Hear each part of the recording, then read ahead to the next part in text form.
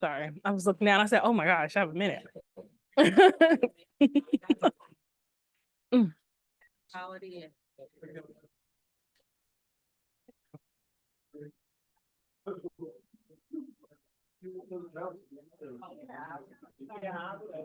a short introduction and then. Okay. Okay. All right, hello. Hey, everyone. Thank you for joining us today.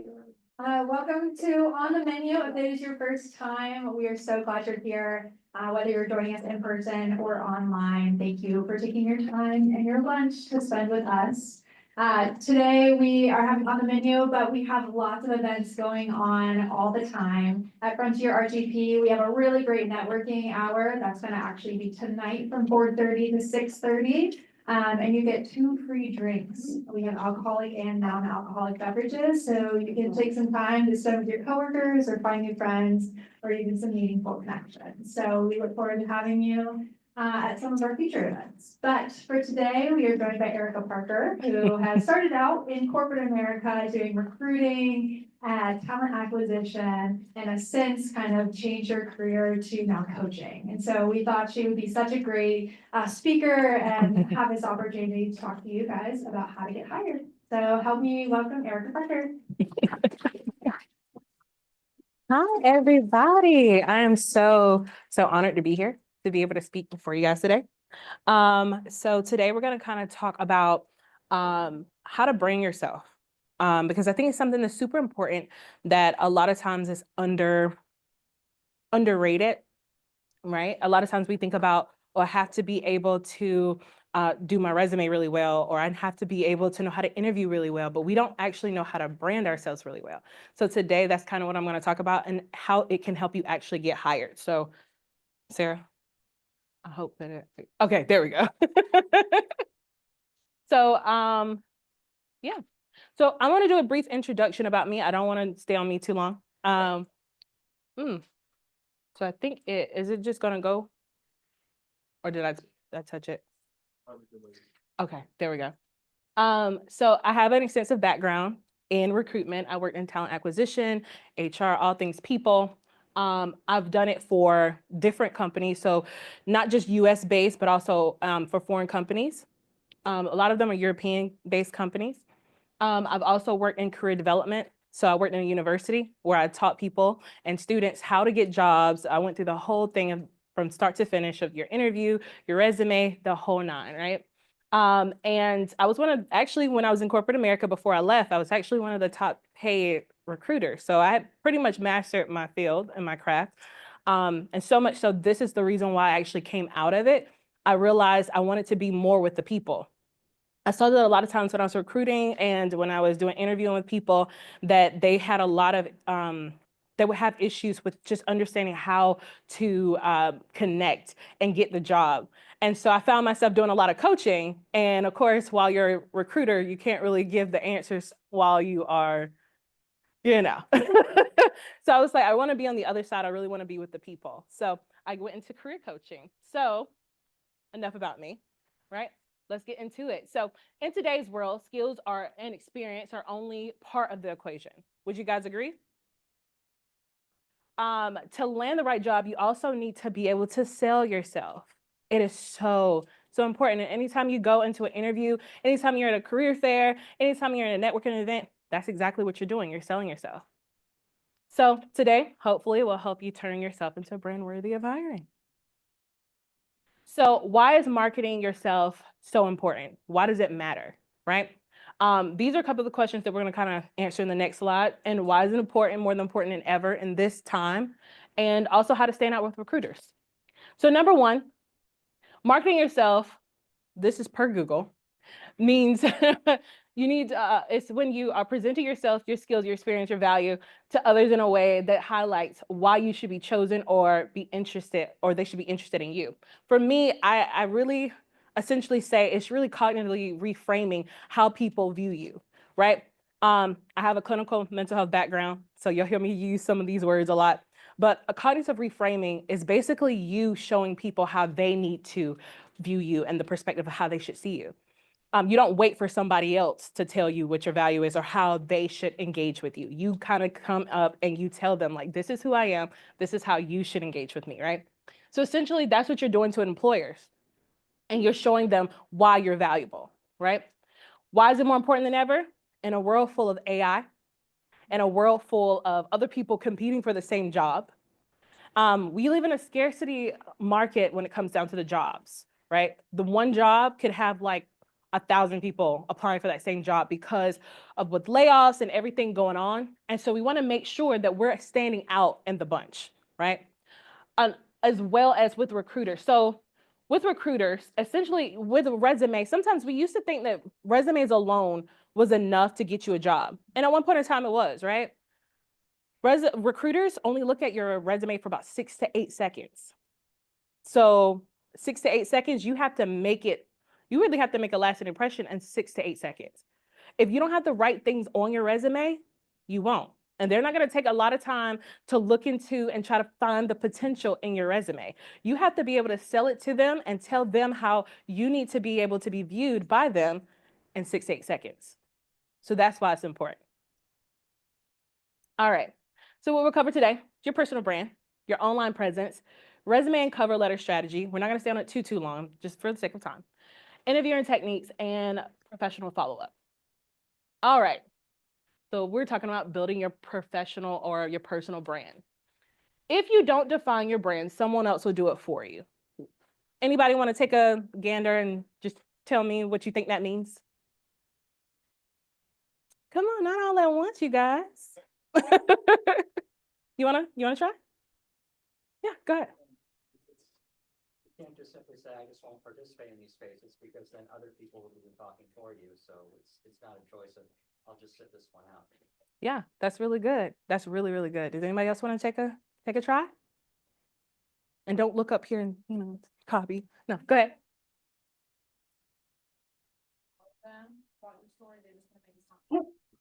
Yes. 100%. 100%. It is so important for you to be able, kind of what we talked about before, cognitively reframing. If you do not tell them how to view you, they're going to come up with whatever they want to, like what you said about filling in the gaps, like what you said about not just standing there and on the sidelines. You want to make sure that you're able to articulate who you are, your brand, so that people won't make up assumptions and fill in the gaps, right? Because they could be filling in the wrong gaps. So you want to make sure you show employers how they need to view you. It's not just about proving that you're valuable. Everybody in this room is valuable. Will we agree? Everybody has something to bring to the table. Will we agree that? So now we're not trying to figure out, are we valuable? Are we not valuable? That's not the question. It's how can you articulate the value inside of you, right? How do you articulate that to others? And how does your value match and align with the goals and the mission of the company that you want to work for, right? So now, when we talk about your brand equals what people say about you when you're not in the room. Sometimes we don't think about that. When you leave your interview, what are they saying about you? Right? Think about when you leave an interview, what brand did you leave behind? What did you represent yourself as? Sometimes we think that, oh, we just didn't do so well, or, oh, they just suck as a company. But what did you give off when you were interviewing? What did you tell them about yourself, right? Could this be the reason why sometimes you're like, man, I have all these different skill set, but they're only trying to pay me 50,000, or they're only trying to pay me 40,000. I don't understand. My value is worth more than that. What did you articulate? I'll give a quick story. One day I was applying for a job, and I did the interview process. And this is in the beginner stage, so I did a lower amount. They asked me my salary range. I gave a lower amount. I did the interview so well that they came back to me and said, I know you asked for this, but we want to give you this because this is what we think you're worth. Are you having these moments happen to you? Are you presenting yourself, or are they lowballing you every single time you go into an interview? Or even getting into the industry that you want to get into? Could it be that we don't know how to present ourselves in our branding, and that's the reason why we're not getting the jobs and being in the careers that we want to be in? It's something to, chew on as we're eating. So elements of your personal brand, your strengths, your value, passion, and your unique selling proposition. And we'll kind of go into that in just a moment. Strengths. What are your strengths or your strongest selling points about yourself? Do we know? Does everybody, by show of hands, do we all know what our strongest selling points are? Do we? Okay, a few of us. Okay. Have you mastered anything in your career? Have you mastered any of the skills that you've done? Think about it. When you're doing jobs, are you just doing them like, okay, I'm doing it, whatever? Or have you mastered how to do that job to the point where you can actually teach somebody else? Have you mastered that skill in that job? Are you doing multiple jobs and not mastering them? Right? When you go to a job, it's not just a job, even if it's a job you hate. You can gain valuable skills in any job, and you can use them as a transferable skills for the things you actually want to do.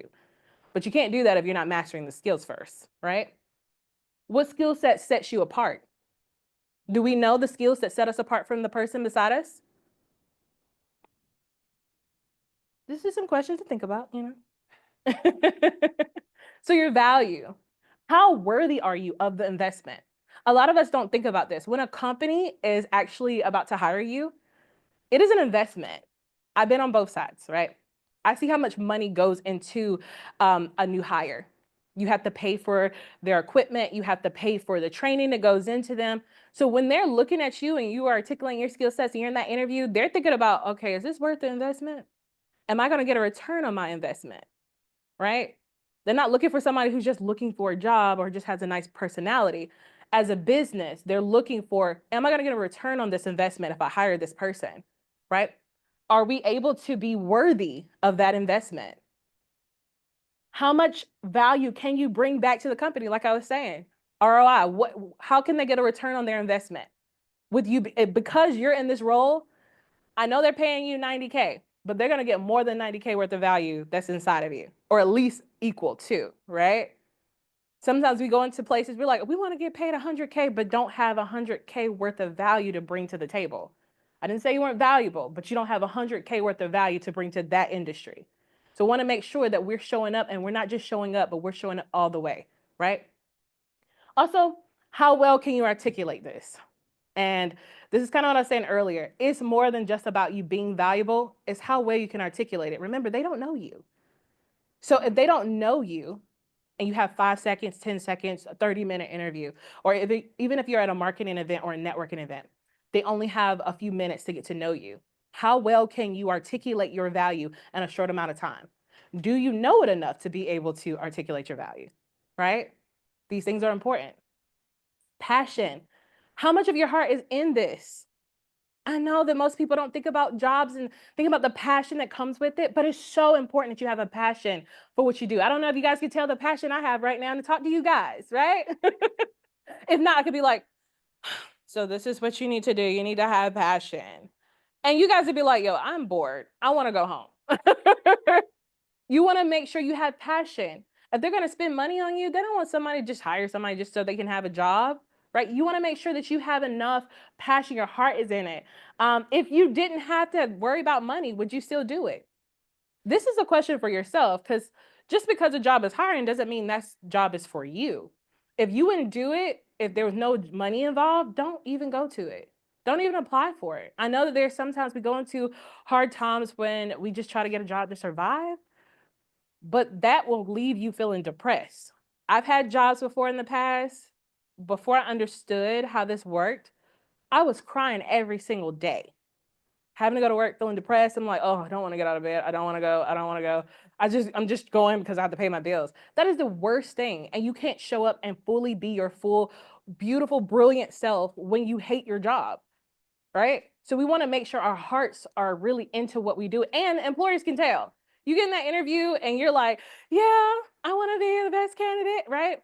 Especially being on the talent acquisition side.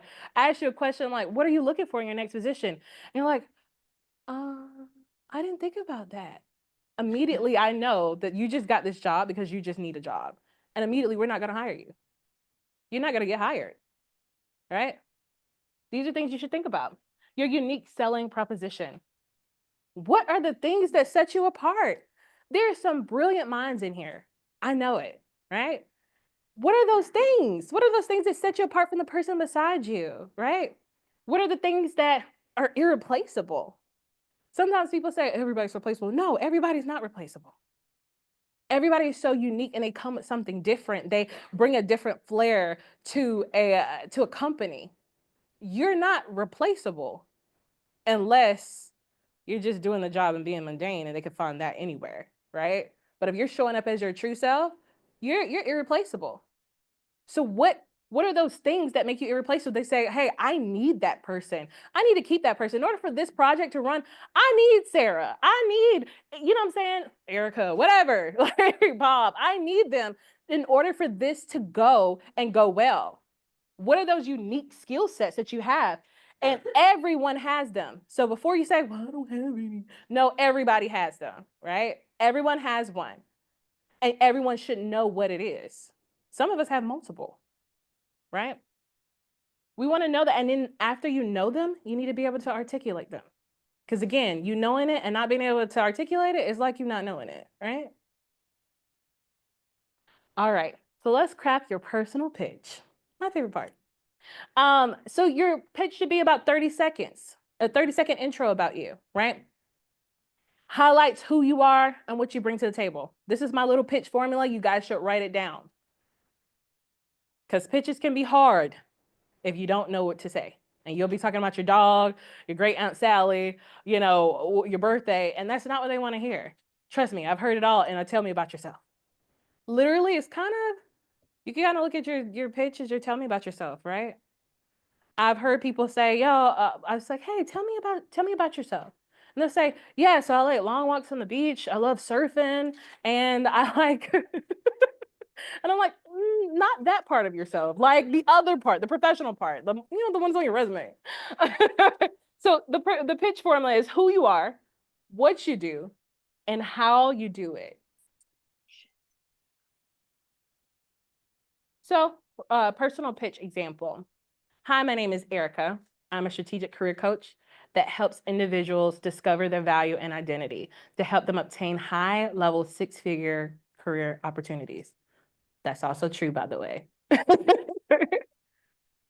So I want you guys to tell me, identify the what, identify the formula. So anybody want to take a gander? You want to try? Anybody want to try? Okay, go ahead. Who you are is Erica. Mm-hmm. So you are also who you are is also the strategic career coach. Mm-hmm. What you do is you help individuals discover their value of identity, and how you do it. Oh. Is it the other way around? Is it?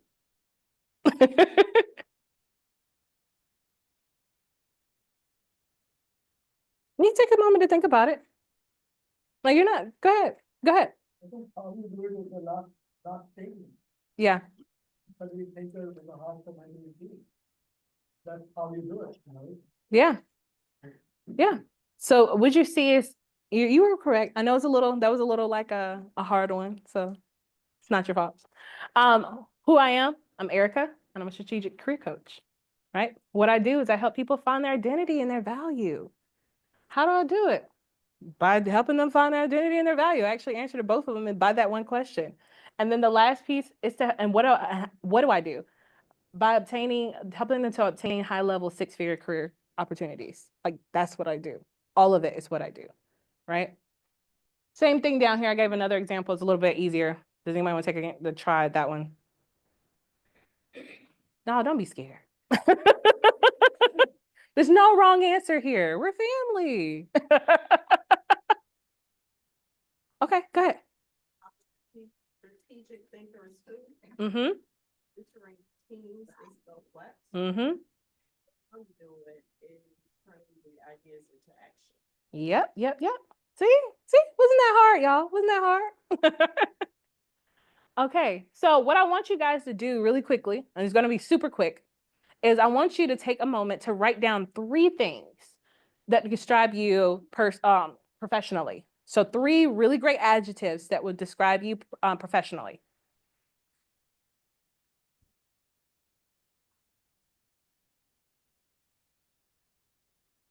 Sometimes we don't even take the time to like think about how like ourselves and like in a place of like how would we describe ourselves. Sometimes we just do our job and we don't even think about it. I give you guys a little story as you guys are writing and wrapping up. It's kind of personal, but I had a moment where I was trying to figure out how to be more aware in my life, right? I realized I was like on autopilot, and I realized that most of the time when we do jobs, we're on autopilot. Do you guys know it took me 7 days to figure out what my favorite color was? Because I hadn't asked myself what my favorite color was in years. It's mauve now, by the way.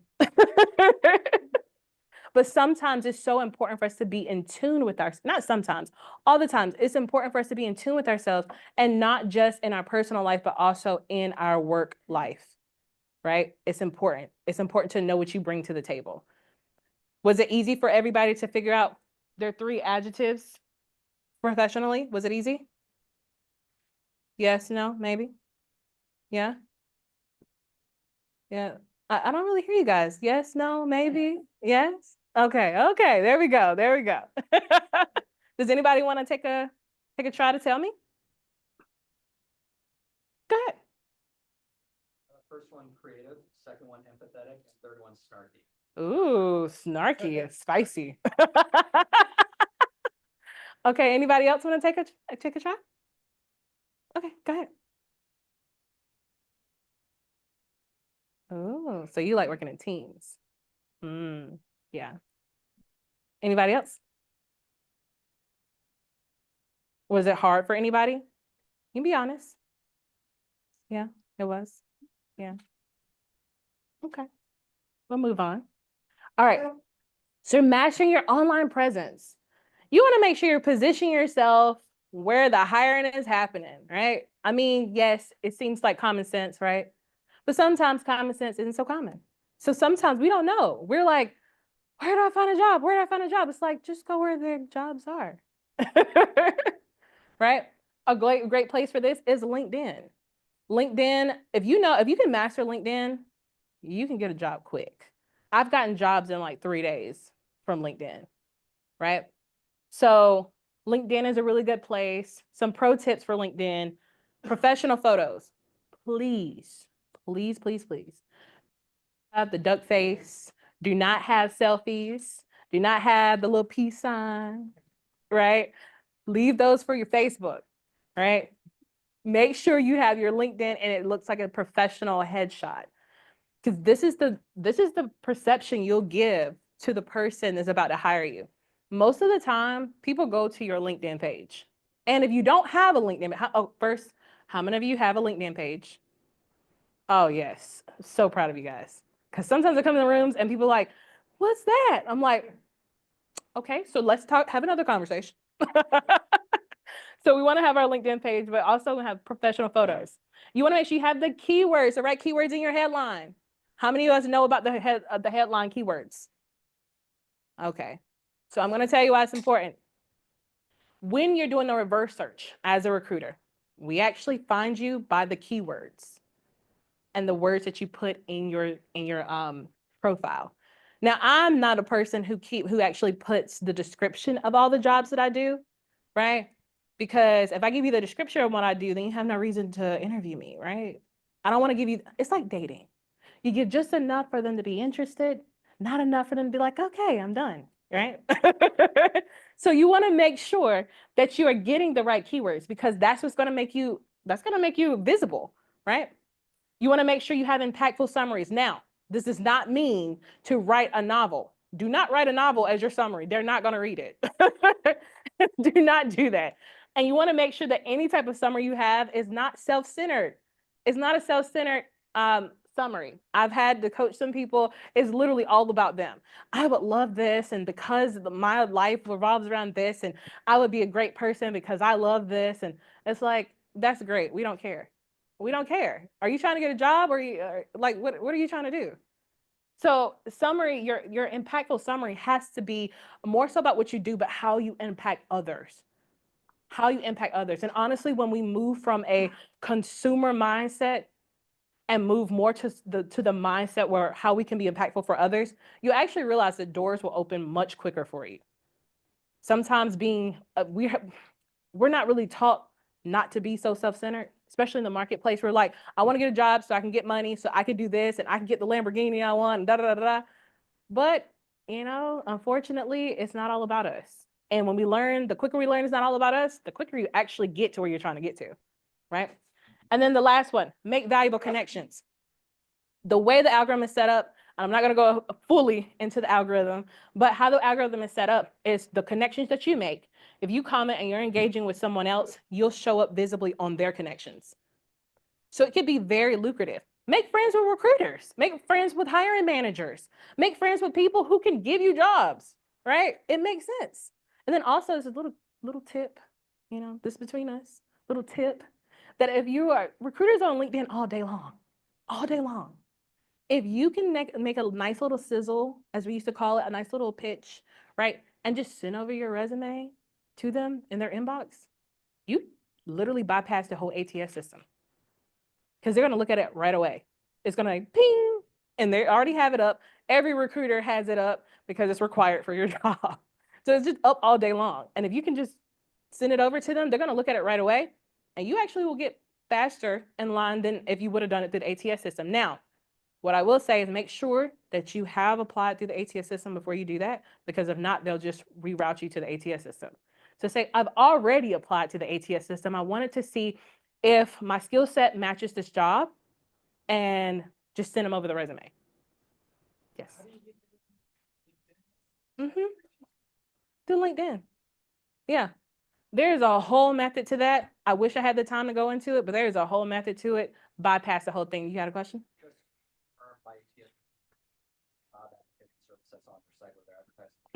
So the applicant tracking system, don't just utilize LinkedIn where it says 1,000 people have applied. Don't do that, because it goes into a funnel and some companies don't actually look at it. You want to go to the site itself, right? That's just a little pro tip, right? That was a little freebie. Okay, so you want to stay visible online. You want to post and engage with industry content and people who are in your industry and people who are decision makers, right? You want to actually post. Don't just get one and just be like, okay. And you never post, you never engage with anything. You want to make sure you're engaging. Show that you're here, right? Join professional communities. They have groups for everything up there. And sometimes it's not even just so that you can get a job per se. Sometimes it's a connection. Most companies have a thing where if you do a referral, the person who referred you gets paid. Utilize that to your advantage, right? It's like, hey, Bob, I don't know if you have a referral program, but I was interested in this job and I would love to be able to be helpful for you and me, right? Do you mind if I send this resume to you? Because a lot of companies will actually look at an internal resume before they look at an external resume, right? Have anybody ever worked at a company that did the referral program? Yeah. And sometimes they can get paid good, $600, $1,000, depending in the 90-day period. So if you're actually a good candidate, it's helpful, right? You want to make sure you create a brand outside of just who you work for. I don't know if you guys are familiar with Recruiter Cousin. Her name is Shanae Eckerd. Yes. She works for Microsoft. Recently, she created a brand while she was working at Microsoft as Recruiter Cousin, right? Recently, she got laid off. You want to tell me if her brand went away? No.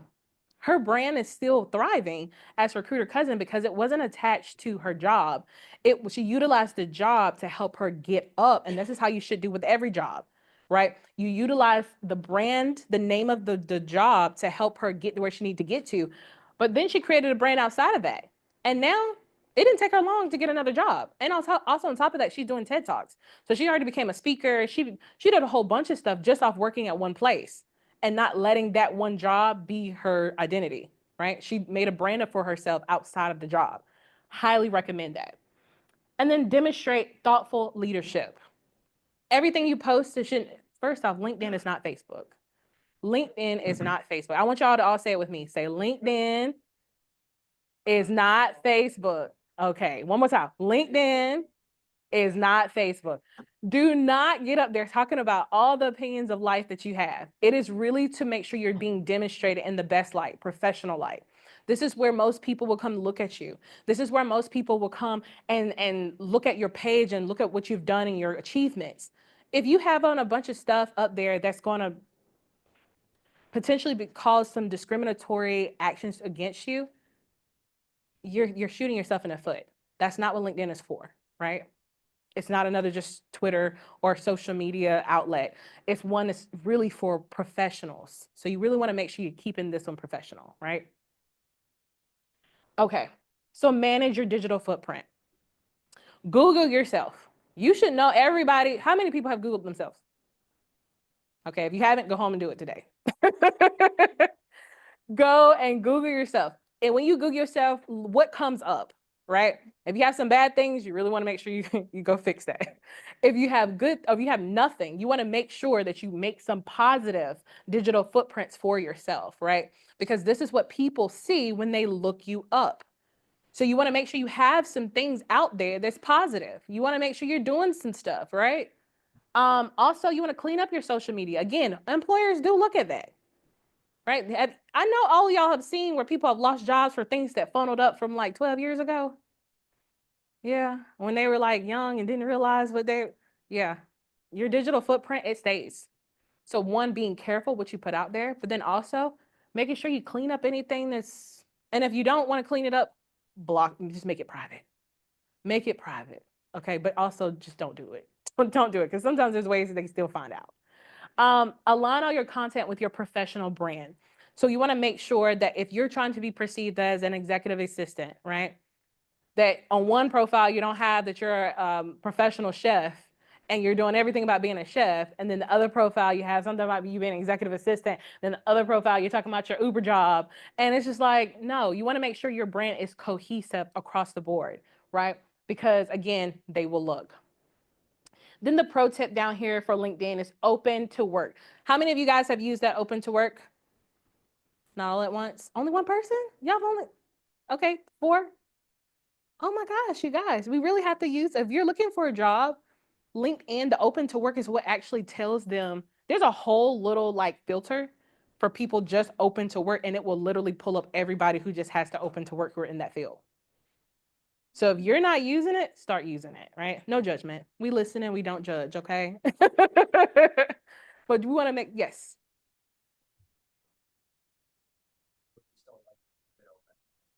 I personally, especially if you're working at a place and you don't want them, let them know that you're looking for another job, I would put the open to work for recruiters only.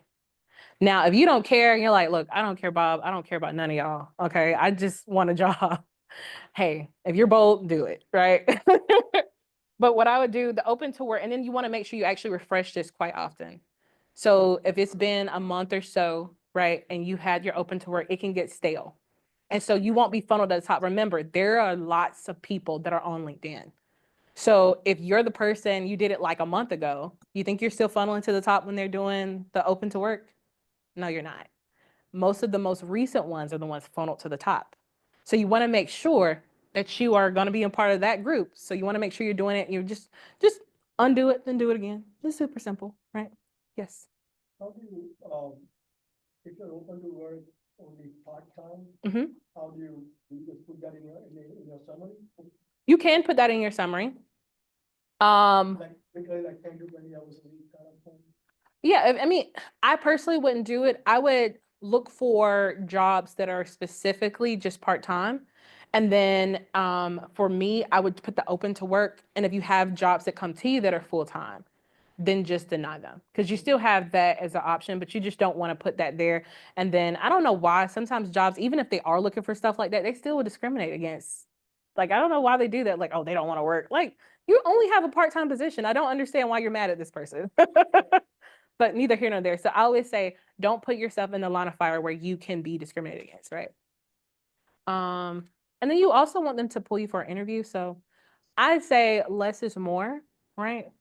Give enough for them to be interested, not enough for them to be afraid. Like I told you, it's like dating, right? Okay, so sell yourself on paper. Basically, we're talking about the resume.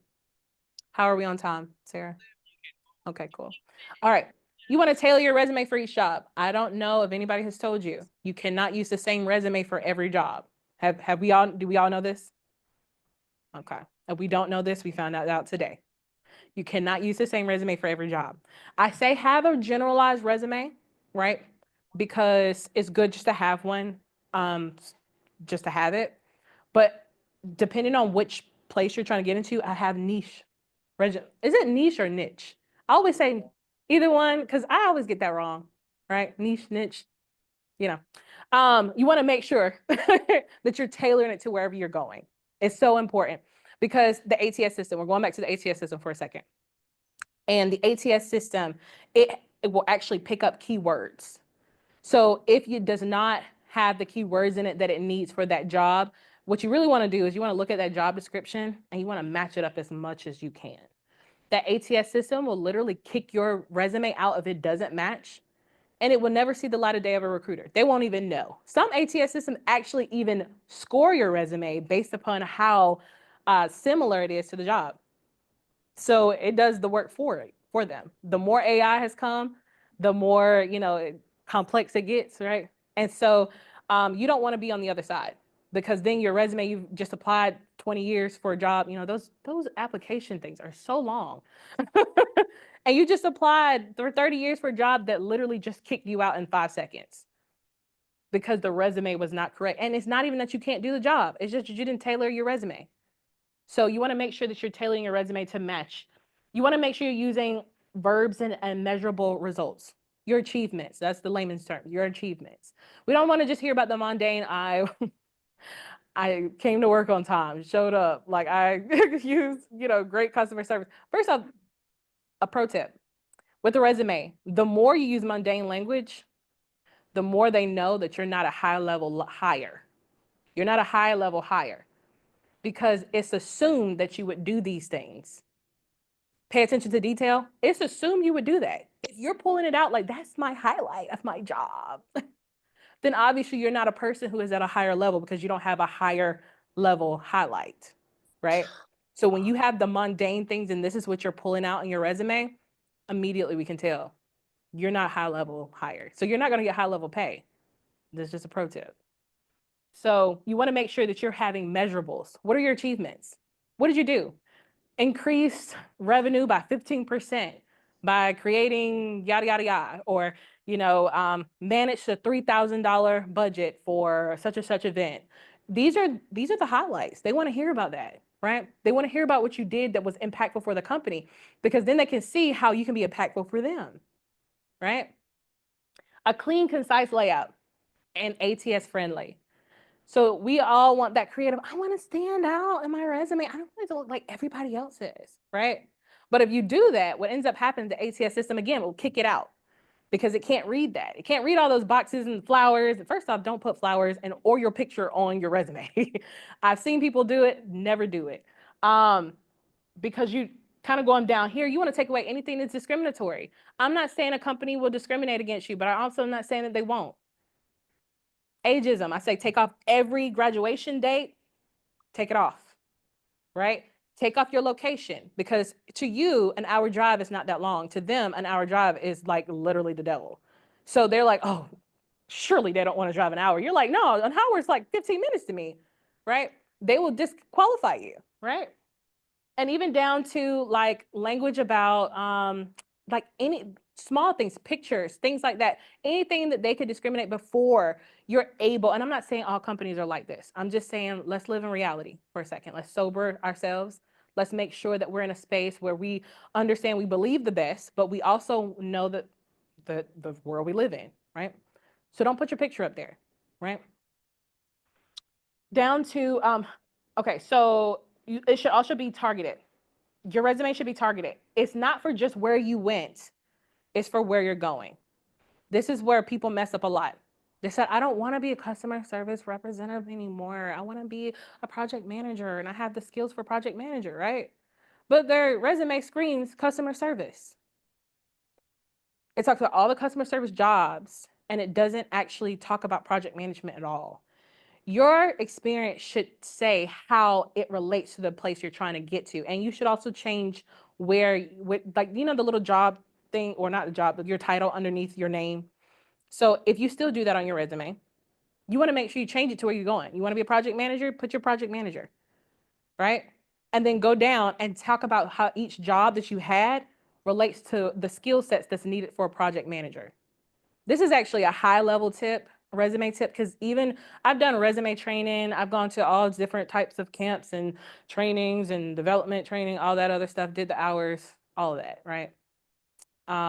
And they don't teach this. They don't teach it at all. But I know personally it's worked for me and all my clients. So my clients, I get them into 6-figure paying jobs. There's people who have not even been able to have a 6-figure paying job before. And literally one of my most recent clients, she said she applied for one job and they ended up telling us, like, I know you applied for this job, but we really want to give you this job and we want to give you this pay because of your resume, which I did, by the way. I'm not tooting no horns or anything, but I'm just saying, right? And I gave her a high level executive resume. And I took the skill set she had and I pushed it for where she wanted to go. It should work like almost like an arrow that's going to actually open the door for you. It should not just be something that's going to hold you down or anchor you down to your past. So you want to make sure that you're using language and you're making sure you're marrying where you've been to where you're trying to go.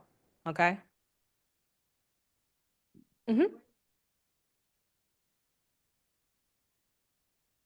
So it depends on how you have your resume set up. Whenever I do a resume, I always put the name and then I put the title underneath it, almost like a subtitle. I do this because when I was also in recruiting, they'll be like, I want to like come and call John, but I don't really understand his resume. I don't even know what he wants to do. Like, I see he's applying for this, but all his experiences in this. And although it's the experience that matters, that we could be transferable, but I don't really know what he wants to do. So we want to make sure it's to the point. So for me, I always make sure I just add it in there so that people will know, like, no, John wants to go here. There is no mistaking where John is going, right? So it's up to you, but you would do it right underneath your name. Yeah. Typically, it's the replacing what you normally would have professional summary, Mm-hmm.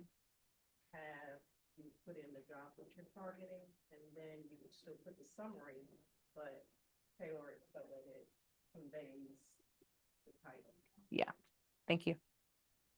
Does that make sense? Okay.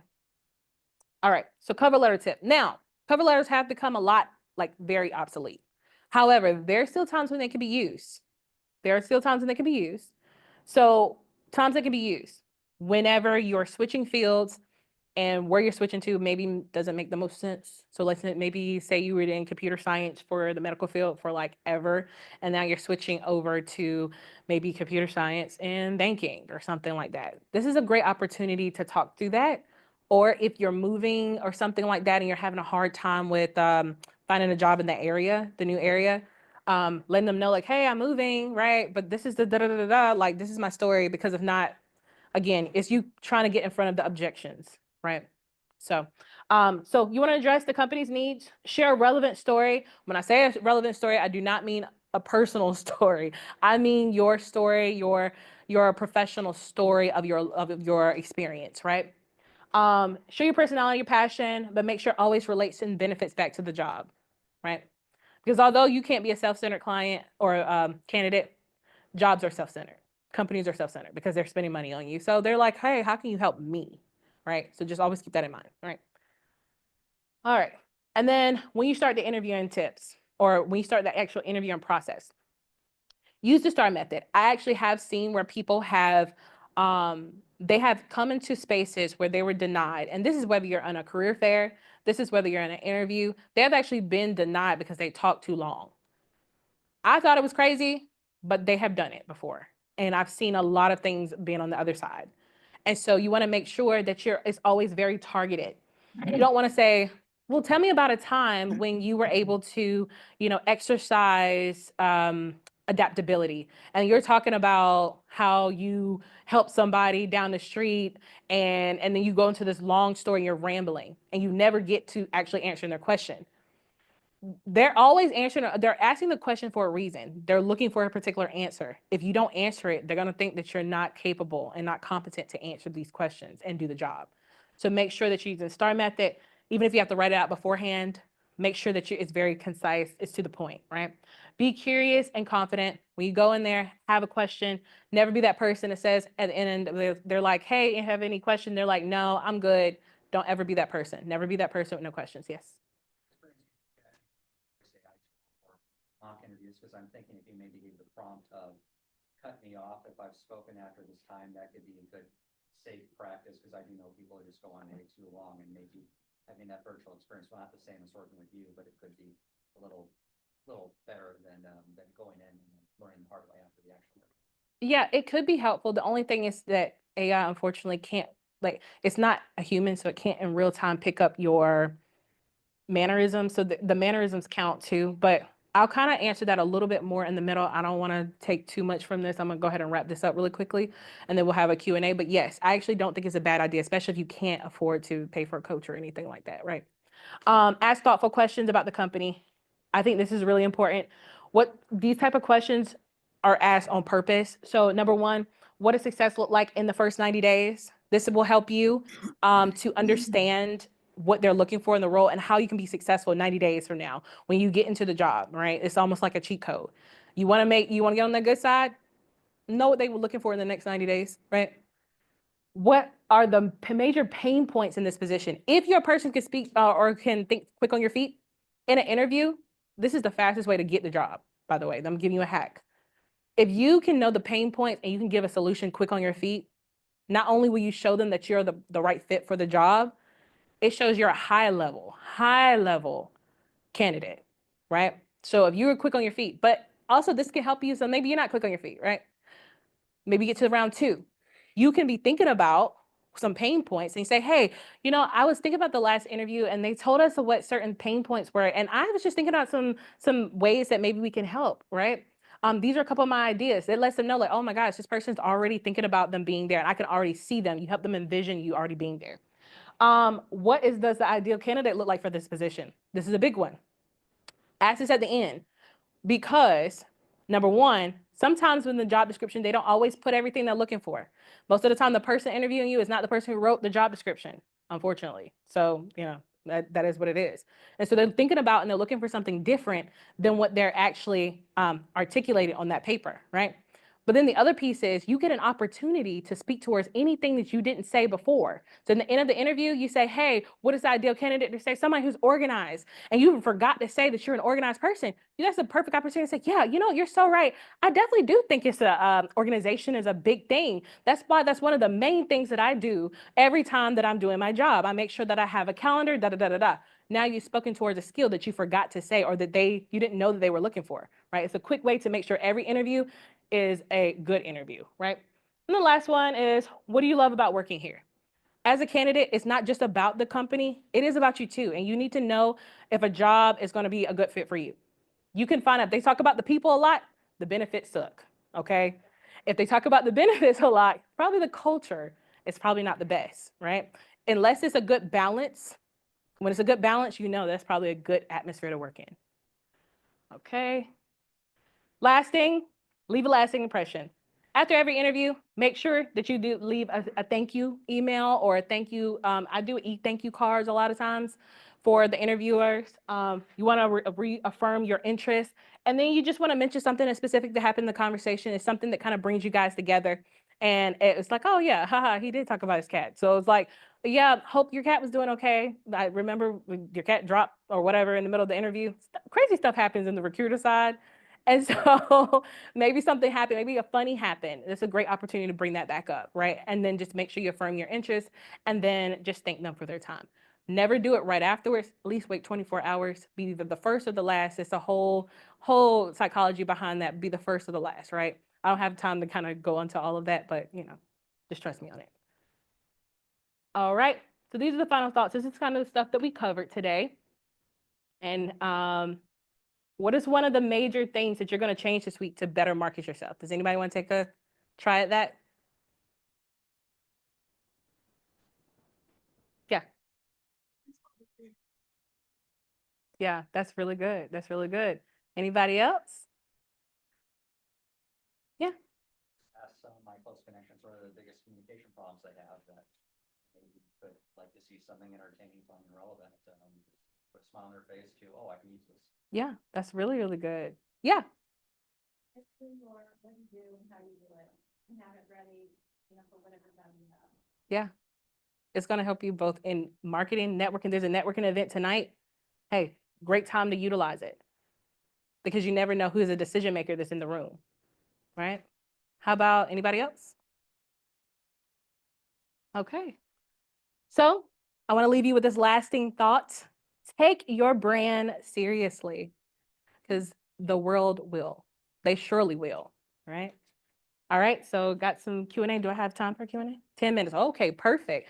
Thank you. You are amazing, Sarah. Okay, any questions? Take from learning in your previous space, like I mentioned, mental health profession that made you want to get into this type of coaching? You had an epiphany, or did you notice something that said, this is why I think I'd be so good for the space I'm in now? Yeah, so I realized I had a natural empathetic gift towards people.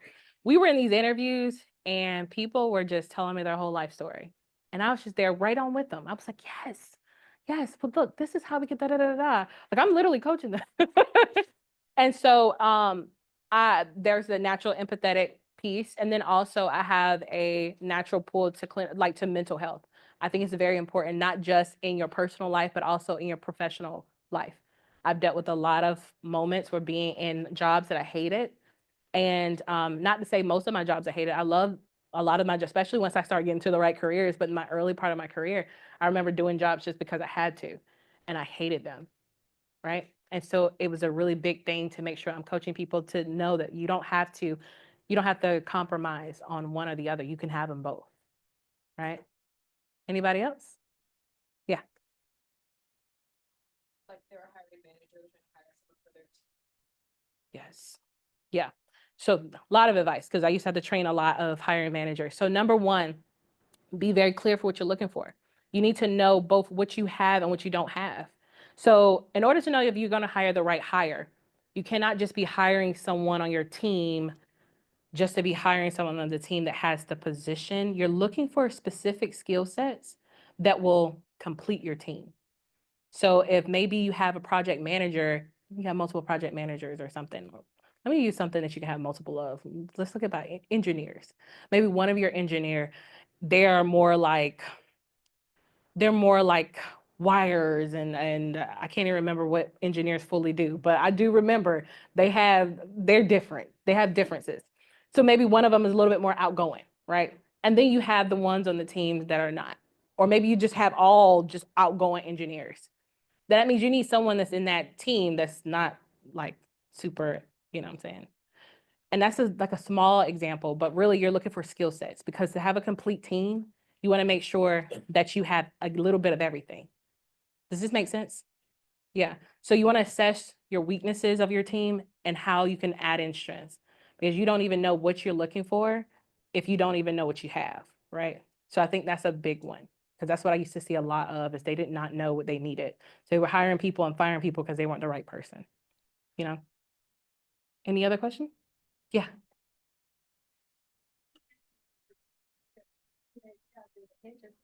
Oh, yes. That was my favorite movie. Yeah. And you have a lot of words in there too. You think this is a good idea, not just one or two? Well, for me personally, I'm a little different because I've left corporate. I've left that space. I'm a business owner.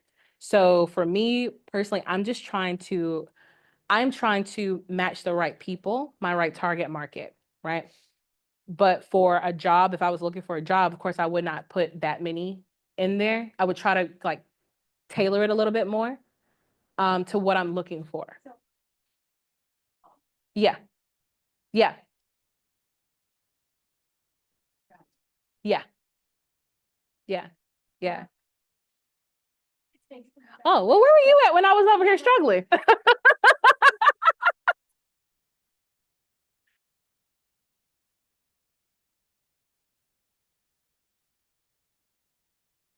Yeah.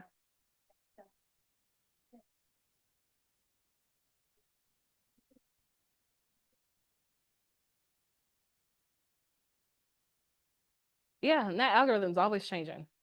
You got to stay up to speed because what they did last month may be different from this month. But yeah, no, I love the fact that you are forever changing and making sure that you're adapting to the time for where you are. So that's beautiful. Yes. In terms of this, like who you are, what you do and how you do it for Mhm.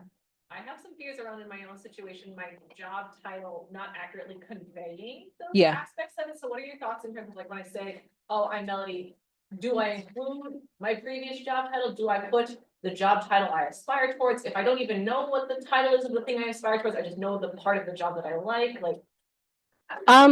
So two ways to answer that question. Number one, if you don't want to if you don't plan on going back to that old job title, don't bring it up. Let it die. Okay. It's gone. But what you can do, there's two ways you can do it. Either you can just give your name and let it you kind of, especially if you're trying to figure out what it is you're trying to do, just introduce yourself as your brand, right? And then you can talk about your skill sets, or what you can do, especially if you're networking. Like I said, tonight there's a really good opportunity for you guys to network, right? So like if you can name the adjectives of the job or of the space you want to get into. Right. So maybe you don't know if you want to be like an EA, but let's say, you're organized. You love to be organized. You love to work with people. You love to da da da da. You can go with those adjectives instead of, because I think that was the second example. I don't think it told what they did. It just told what they, what I'm saying, the strategic thinker, things like that. Any other questions? Yes. Say you come to out of office tonight and make a great connection. What's the best way to keep that connection going, whether you're just looking for another networking opportunity or a future job? Yes, that's actually really good, Sarah. So let's say you come tonight, you make a really great connection, right? Number one, you need to find a way to connect outside of that event. So let's say, hey, what's your LinkedIn? Let me get your LinkedIn information. Hey, let me go ahead and da da da da. What I also highly recommend, if you guys don't have it, a digital business card. Quickly, you can say, boop, share your information just like that, right? You need to have somewhere to follow up, and you need for them to have somewhere they can follow up with you. Let's say they really love you and they want to hire you. Where are they going to find you? Right? If you have you can't be Cinderella. Okay. You cannot come just leave a glass slipper and like run out. You need to have something that they can route back to where you are. So when you're actually networking, have them go follow you on LinkedIn. Have them go follow you on whatever you have, or have a digital business card. Or I mean, I'm okay with the actual paper business cards too. I don't know. Do people still do that, Sarah? Do people still have those? Yeah. Okay. Have one of those. One of those things like, hey, here, my name is such and such. Here you go. But also always have a way that you can connect back with them. Sometimes we just like give them something and we just like put it on them.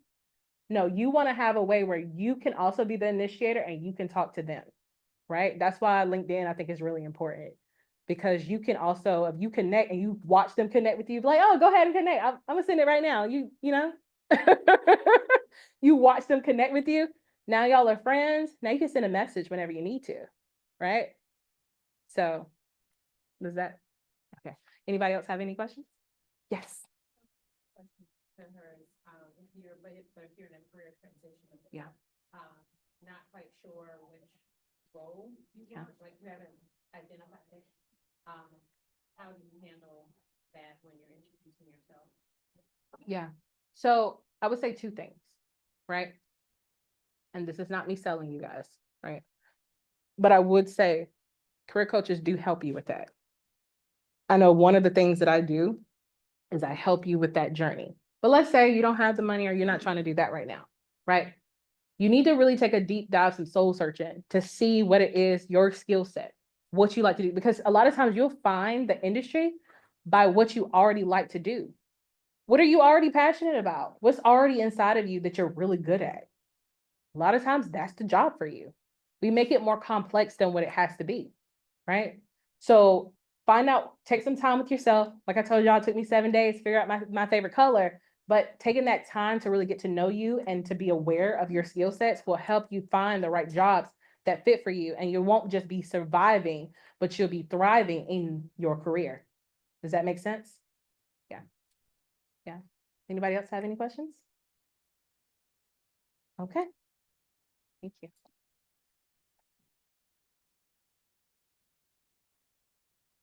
Thank you, Erica, and thank you everyone for joining us today. If you have any further questions, Erica will be around, but otherwise, I hope you guys have a good rest of your day.